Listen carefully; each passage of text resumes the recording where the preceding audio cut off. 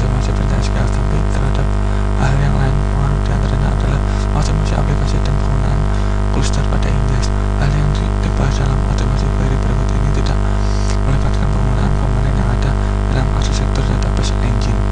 Misalnya database Oracle, kecepatan akses data dibantu oleh penyesuaian pada SQL buffer cache, redo log buffer, dan sistem operasi yang digunakan.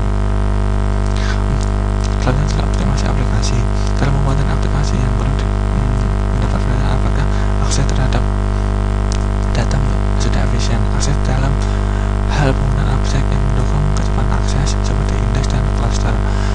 Kemudian juga bagaimana cara database didesain, apakah desain database sudah melakukan normalisasi data secara tepat atau belum. Kadangkala normalisasi sampai level yang basicnya tidak menjamin suatu desain yang efisien. Untuk mendesain yang lebih cepat, kadangkala setelah melakukan normalisasi perlu dilakukan denormalisasi, misalnya tabel yang hubungan one-to-one dan sering diakses bersama lebih baik disatukan dalam satu tabel. Cluster dan indeks.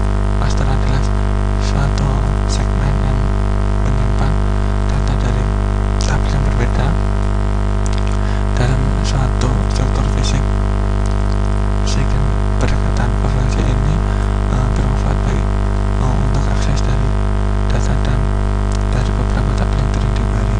Cluster secara tepat dilaksanakan setelah menganalisa tabel-tabel mana saja yang sering di-query secara bersama menggunakan perintah SQL join.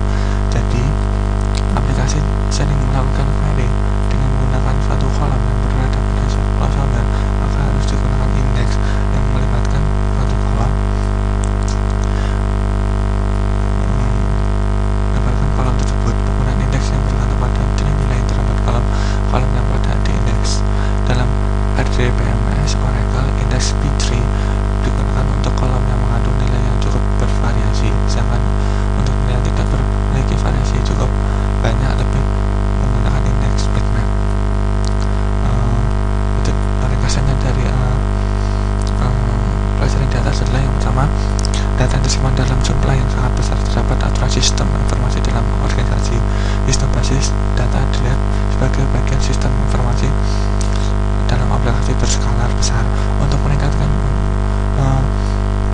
kerja dalam tidak hanya desain logik saja yang diperhatikan, tapi juga